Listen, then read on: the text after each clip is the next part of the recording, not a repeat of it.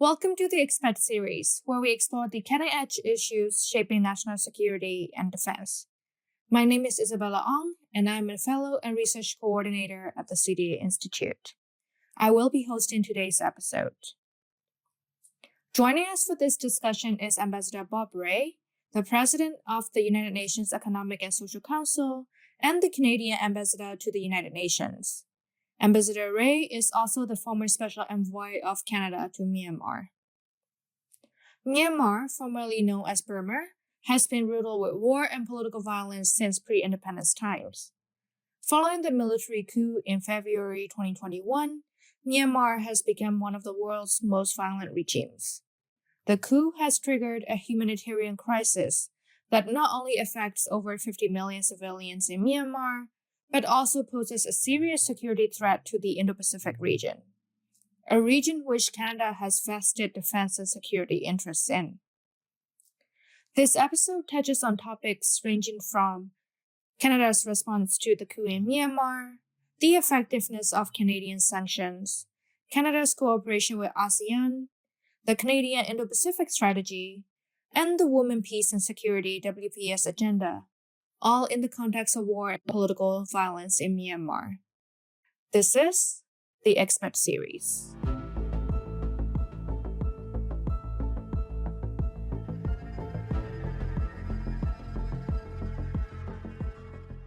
So first of all, congratulations on your role as the President of United Nations Economic and Social Council. How has your experience been so far in this role and in your role as the Canadian Ambassador to the United Nations? Oh, it's been a wonderful experience. To do the ECOSOC job at what will probably be the last year of my service in New York is an extraordinary honor and opportunity to really try to reinforce some of the main themes that we've been dealing with at the UN over the last several years: the impact of the plural crisis, the disruption in people's lives, the challenge of creating a world of more solidarity and greater equality, dealing with the impact of conflict. I mean, these are all very powerful themes, plus the disruptive technologies that are coming upon us. So it's all been good, and I look forward very much to being able to do my job as president of ECOSOC. Thank you very much. These are all fantastic and much needed priority areas. So before serving in these two roles, you were also the Special Envoy of Canada to Myanmar. The political landscape in Myanmar has changed drastically since your 2018 report on the Rohingya refugee crisis. Since the coup in 2021, the country has consistently been ranked amongst the top 3 countries with the most extreme political violence globally. Yet many Canadians are not aware of the Myanmar situation. So can you please share your thoughts on the effects of this violent military takeover on the people of Myanmar, and also why Western democracies like Canada should pay more attention to this? Myanmar is a crisis affecting tens of millions of people in the middle of Southeast Asia. It is a very serious problem that the distance, if you like, from New York sometimes means that people pay less attention, but the fact of the matter is that there has been a civil war in effect in Burma for decades. If you like, going back to the time of the fight between the British and the Japanese, and who was taking sides where, this has been a most devastating conflict that's cost hundreds of thousands of lives over that time. So I think it's critically important for Canada and for other countries to take a strong interest in what's going on and to try to be constructive in attempting to find solutions. Because, I mean, it's not just a moral issue, it's also an issue about the world can't afford to have pockets of deep insecurity and violence anywhere. The world is too closely linked up for that to happen.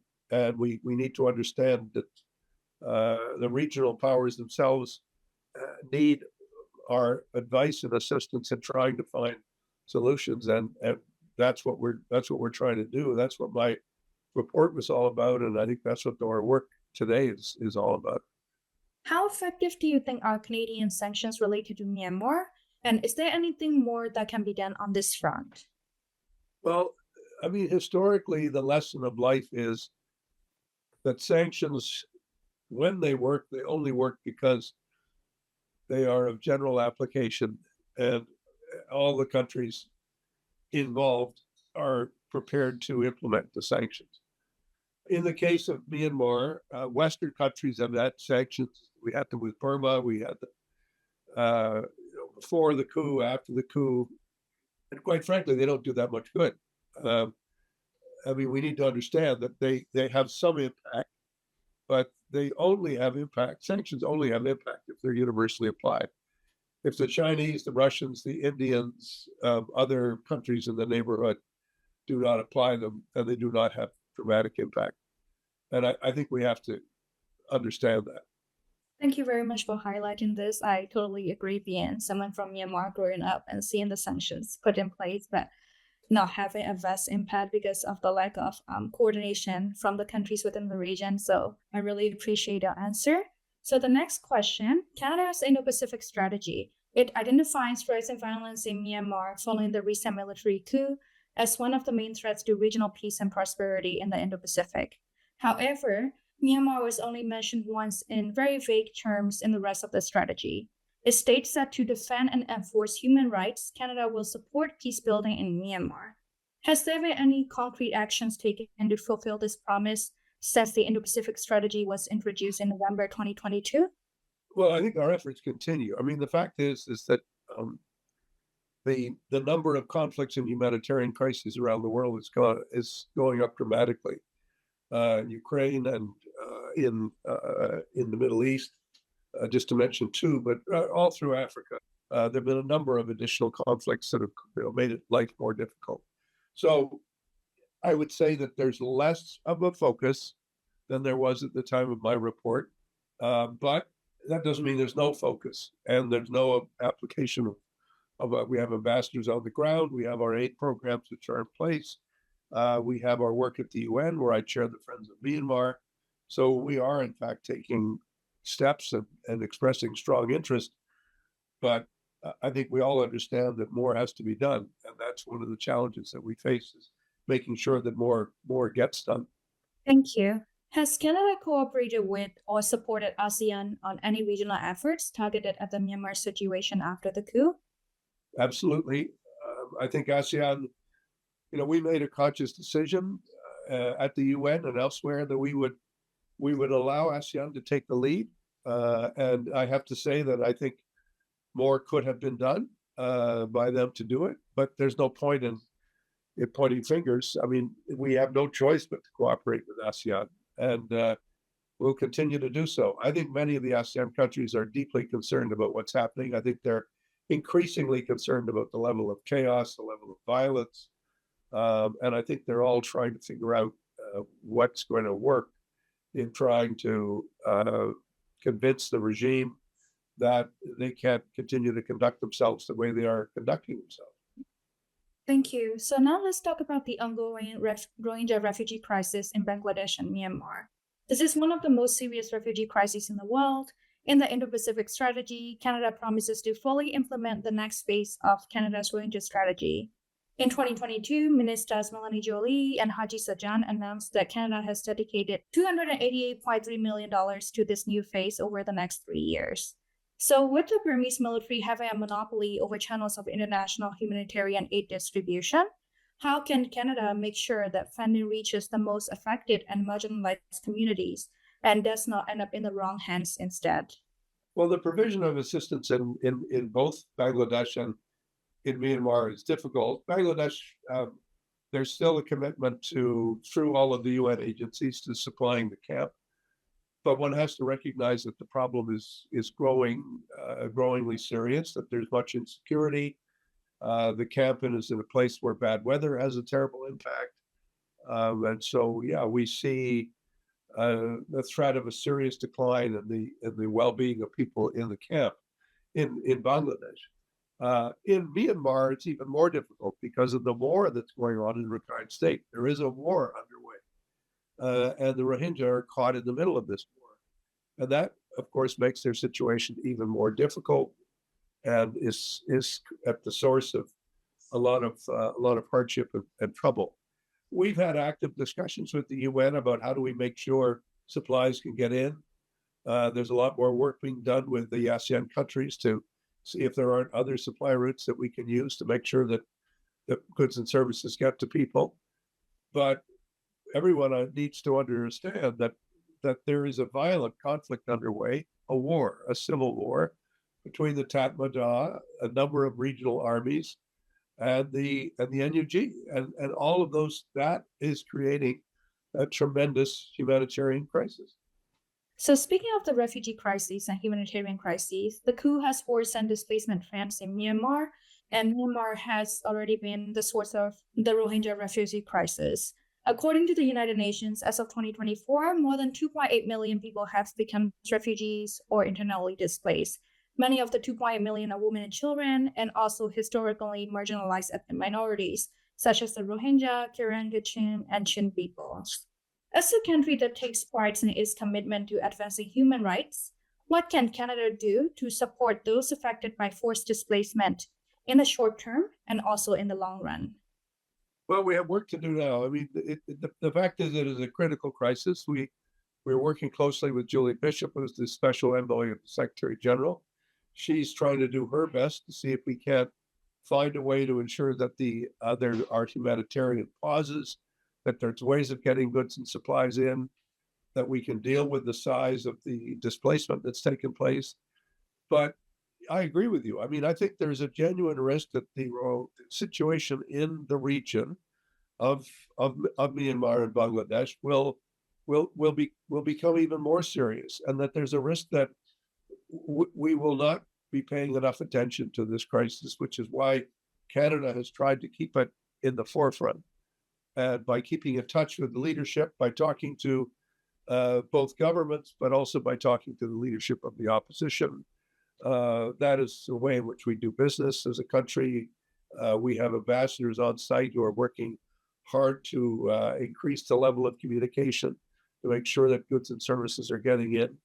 But we must not allow the crisis in Myanmar and in Bangladesh affecting the Rohingya and others. We must not allow it to become a forgotten crisis, because it's too important for us to allow that to happen. Thank you so much. So my final question, of course, we cannot forget the Women, Peace and Security, WPS Agenda, when we are talking about the crisis in Myanmar. The Burmese military is notorious for its historical use of rape as a weapon of war and targeted sexual violence against minority women and women prisoners. Violence against women in Myanmar, both in person and online, has been rising at an increasingly alarming rate since the coup. So what role do you think Canada can play to help alleviate this situation and to contribute to restoring peace and security for women in and from Myanmar? Well, I think you've raised a very important question. I mean, Canada, together with the Netherlands, has joined the action against the Myanmar, the Tatmadaw, in the International Court of Justice on the question of genocide, but more particularly, our interventions are going to be dealing with the issue of mass violence against women and the use of sexual violence as a weapon of war. Tragically, we've seen in this situation in Ukraine, in many other conflicts, we've seen the extent to which this is a fact of war. The way armies operate is to provide focus particularly on women and on creating terror in women and brutalizing people. I've seen evidence of this in my trips to the camps in Bangladesh, and I continue to think that it really is a very important aspect of what we do. I think the impunity issue is also important. We have to find ways of getting people to be held accountable for what they do. These atrocities are going on, and they must be punished, and people must be held responsible for what they do. I think the impunity issue for us is so important. We've been very active in the International Criminal Court, very active in the ICJ, and that's been a very important part of our work as a country. Thank you very much, Ambassador Rae. These are all my questions today. Really great to chat with you. Thank you for making time. Thank you. Thank you for joining us for today's episode of the Expert Series podcast. We've discussed the regional and international implications of war and political violence in Myanmar with Ambassador Bob Rae. If you enjoyed today's episode, don't forget to subscribe to our newsletter and be sure to follow us on your favorite podcast platform so you never miss an update. We'd love to hear your thoughts, so feel free to leave a review, send us an email at josh@cdainstitute.ca, or reach out to us on social media. Your feedback helps us bring you content that's relevant and engaging. For more in-depth analysis and updates on national security and defense, be sure to visit our website at www.cdainstitute.ca, where you can find articles, reports, and so much more. Thank you for listening, and a big thank you to our guest Ambassador Bob Rae for providing his expertise.